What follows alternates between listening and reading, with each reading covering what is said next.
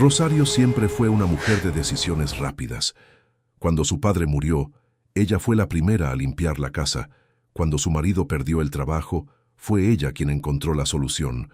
Cuando su madre enfermó, fue Rosario quien cuidó día y noche. Pero en el funeral de Javier congeló. No conseguía mirar hacia el ataúd, no conseguía recibir los pésames, no conseguía ni responder las preguntas más simples. ¿Está todo bien? ¿Precisa de algo? ¿Quiere que llame a alguien? Y entonces algo sucedió que la perturbó profundamente. Mientras el ataúd descendía a la tierra, su suegra, doña Magdalena, no lloraba como debería. La mano de Magdalena descansaba sobre su hombro.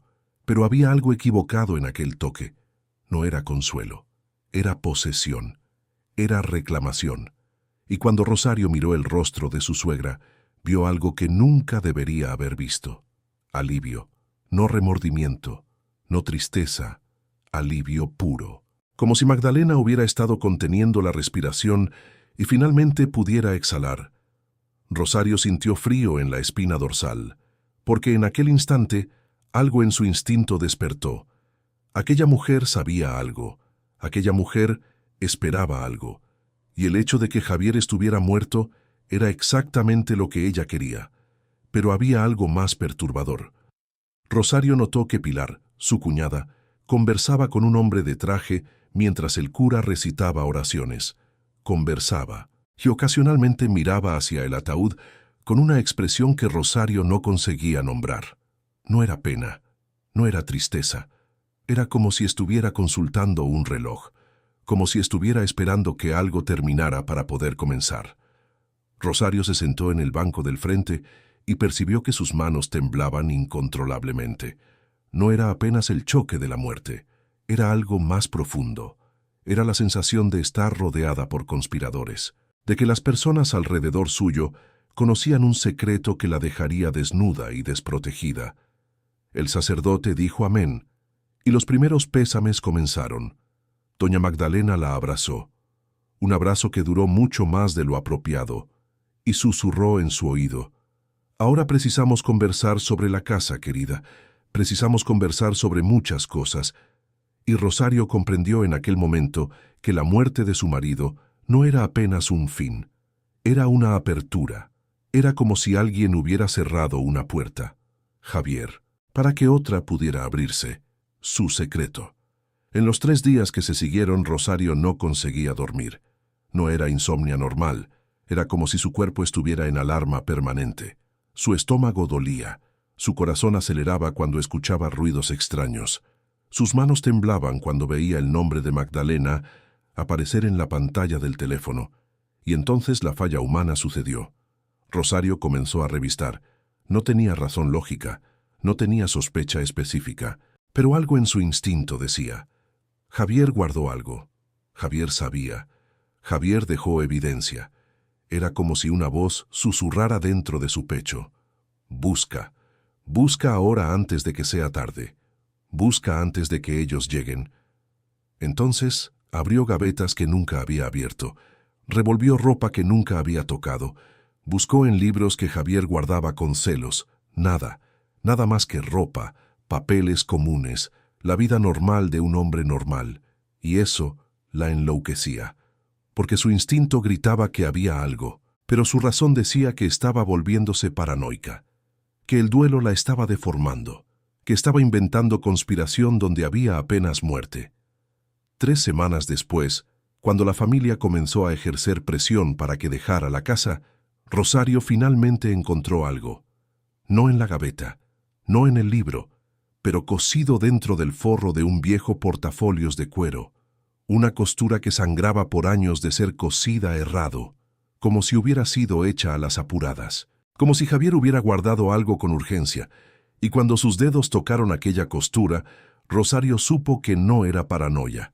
Había algo, y estaba a punto de descubrir que su vida entera había sido una mentira. Cuando Rosario abrió la costura falsa, encontró una fotografía, blanco y negro, antigua, de una estación de tren, y en el reverso, la última estación. Cuando no haya camino, busca aquí. Simple, criptográfica, imposible de ignorar, pero también había una llave, de latón oxidado, pesada en la mano, antigua demasiado para ser reciente. Rosario se sentó en el suelo del dormitorio e hizo una pregunta. ¿A quién pertenecía esta llave? Porque Javier tenía llaves normales, llaves de casa, llaves de carro, llaves de oficina. Nunca mencionó una estación de tren, nunca mencionó viajes a ese lugar, nunca mencionó nada remotamente relacionado a estaciones abandonadas. Y entonces comenzó el patrón extraño. Rosario comenzó a buscar en la historia de ellos. 15 años de matrimonio, 15 años de vida compartida. Y notó algo. Viajes que él llamaba viajes de negocios siempre ocurrían en finales de semana específicos, siempre en la misma estación del año, siempre con una bolsa que guardaba en un lugar específico. Viajes de los cuales él nunca mencionaba detalles, viajes de los cuales nunca traía regalos o historias, viajes que nunca invitaba a Rosario a acompañar. Por favor, quédate en casa, él decía. Son apenas negocios aburridos. No voy a tener tiempo para darte atención. Y como él era amable, como era cariñoso en otros aspectos, Rosario nunca cuestionó. Pero ahora, viendo la fotografía de la estación, las preguntas comenzaban. ¿Dónde exactamente iba él? ¿Era realmente trabajo? ¿Por qué una llave tan antigua? ¿Por qué una estación? ¿Y por qué dejar esa evidencia? Rosario comenzó a montar un rompecabezas que no tenía imagen de referencia. Buscó en tarjetas de crédito. Nada de viajes a estaciones ferroviarias. Buscó en pasajes aéreos. Nada que indicara una ruta específica. Buscó en mensajes de teléfono. Pero Javier siempre borraba sus mensajes. Siempre. Como una rutina. Como un hábito de quien guardaba secretos. Y entonces, el descubrimiento que abrió más preguntas. Encontró una anotación en un cuaderno antiguo. Línea 47. Próximo viernes. Llave en el lugar usual. Línea 47. ¿Qué significaba? ¿Línea de tren? ¿Código? ¿Referencia a algo? Rosario buscó por línea 47 en Internet. Encontró referencias a una antigua ruta ferroviaria abandonada.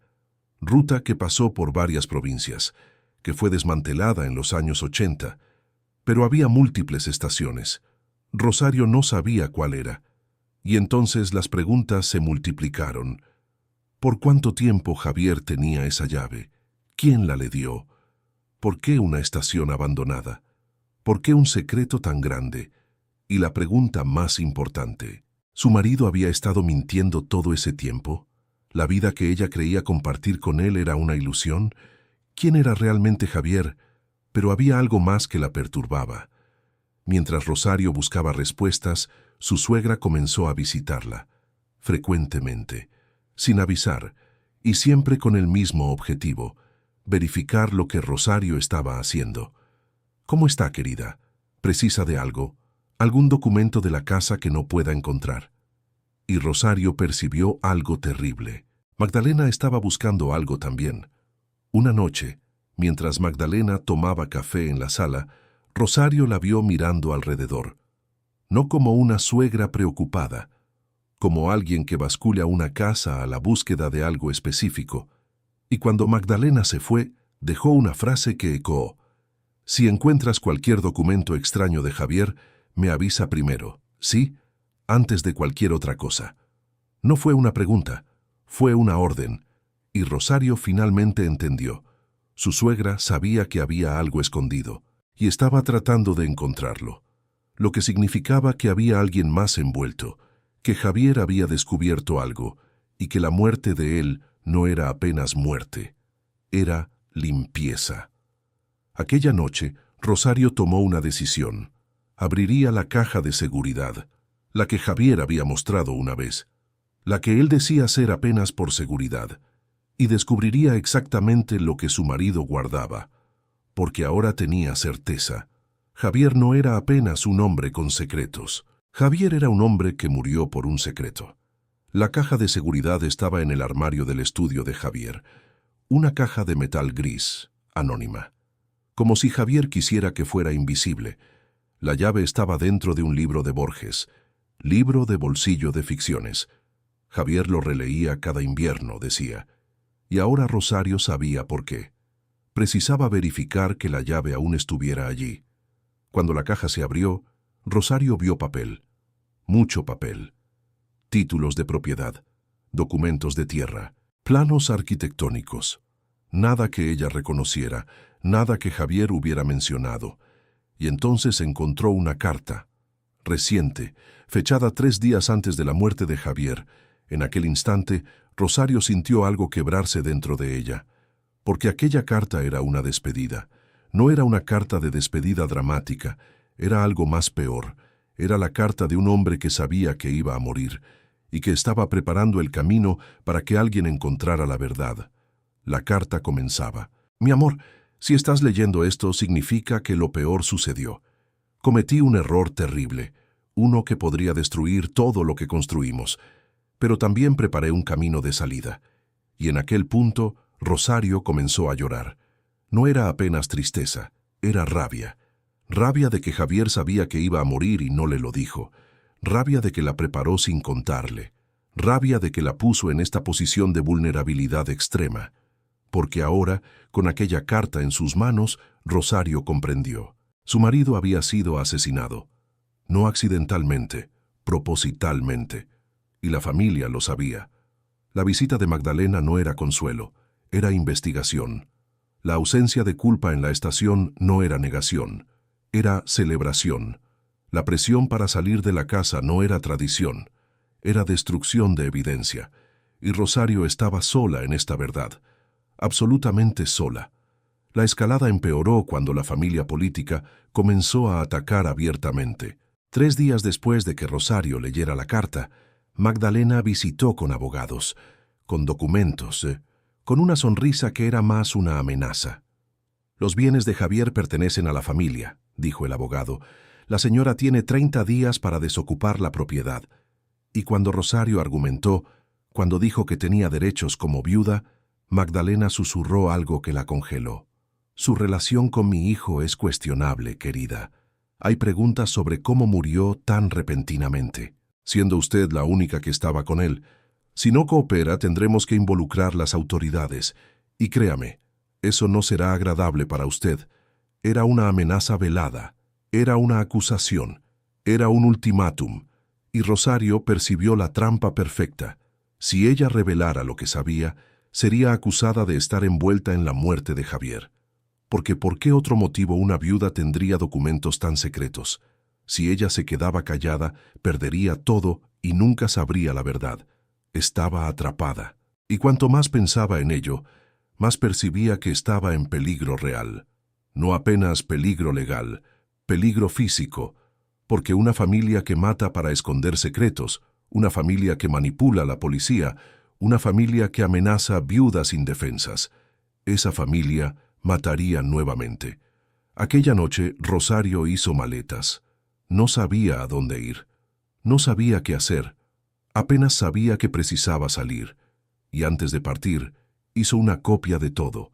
Cada documento, cada fotografía, cada página de la carta, y lo escondió en un lugar seguro, porque ahora tenía certeza.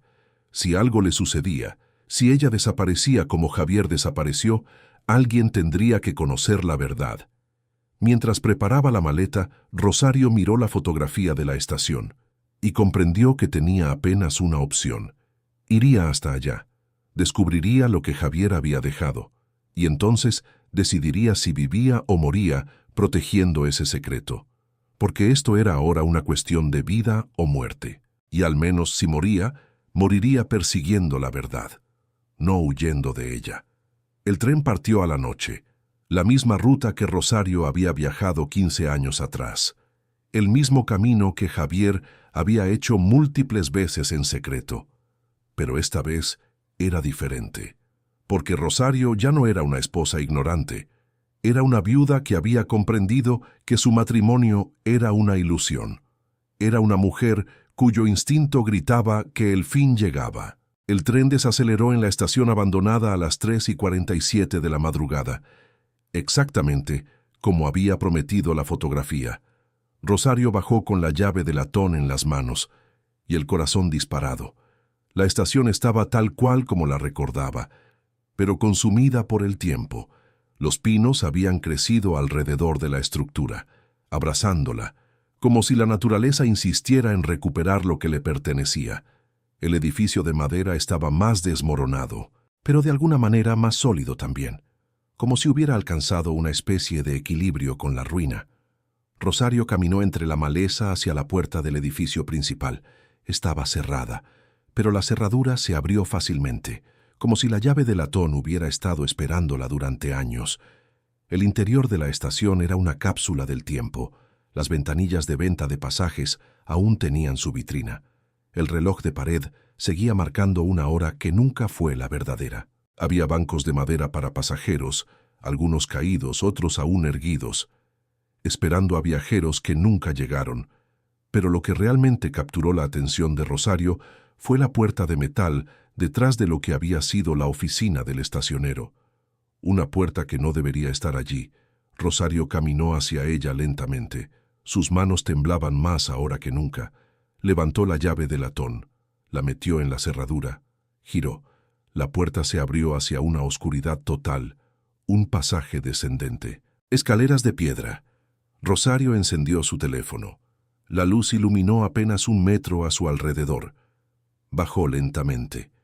Cada paso era un acto de fe, y cuando sus pies tocaron el último peldaño, vio algo que la paralizó.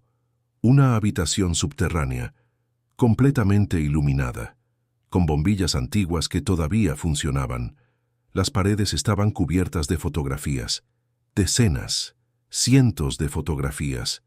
Javier en diferentes épocas de su vida, en diferentes lugares, minas de carbón, canteras de piedra, edificios en construcción, campos donde se excavaba, y en cada fotografía Javier con expresión de urgencia, como si estuviera documentando algo que otros no debían olvidar. En el centro de la habitación había un escritorio de caoba, y sobre él un diario encuadernado en cuero rojo. La portada interior tenía escrito un nombre que no era el de su marido. Registro de los olvidados. Era todo allí. La corrupción de la familia, el tráfico arqueológico, las minas ilegales, los pagos no declarados. Y más, prueba de que Javier había sido envenenado, intencionalmente, por un miembro de la familia que quería evitar que él revelara todo. En aquel instante, Rosario comprendió la verdad completa. Su familia política no apenas sabía. Había planeado todo.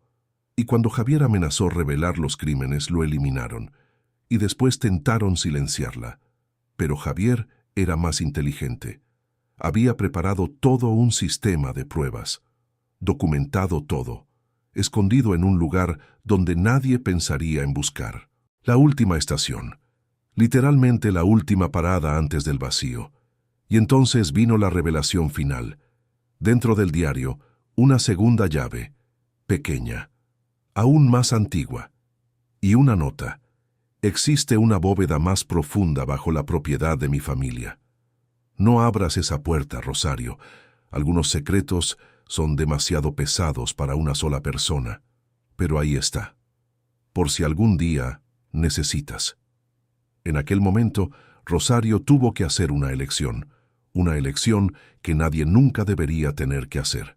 Tomar toda la evidencia que Javier había reunido y entregarla. O descender aún más profundo, descubrir el secreto final que su familia había protegido durante 30 años. Y ella pensó en Javier, en todas las noches que lo escuchó murmurar durmiendo, en todas las veces que notó que temblaba sin explicación, en todas las conversaciones que interrumpía para no involucrarla. Javier había cargado esto solo, por su bien, pero ya estaba muerto, y Rosario, aún viva, tenía la oportunidad que él nunca tuvo: elegir.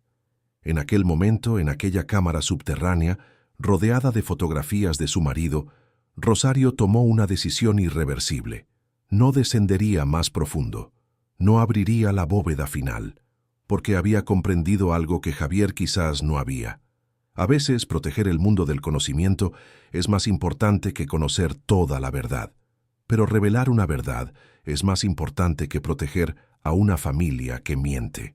Entonces Rosario hizo copias de todo, documentó fotografías, guardó los USB y salió de la estación sin abrir la segunda puerta, porque había elegido no ser víctima de secretos como Javier fue. Había elegido ser la persona que libera a otros del silencio. 6 meses después, la corrupción de la familia fue expuesta. Las investigaciones comenzaron. La verdad emergió al mundo. Y Rosario desapareció voluntariamente, no para esconderse, sino para vivir, para finalmente vivir para sí misma, sin secretos, sin mentiras, sin familia que matara por dinero. 1 año después, Rosario visitó la estación nuevamente, pero esta vez el lugar estaba cambiando. Había placas, indicios de restauración.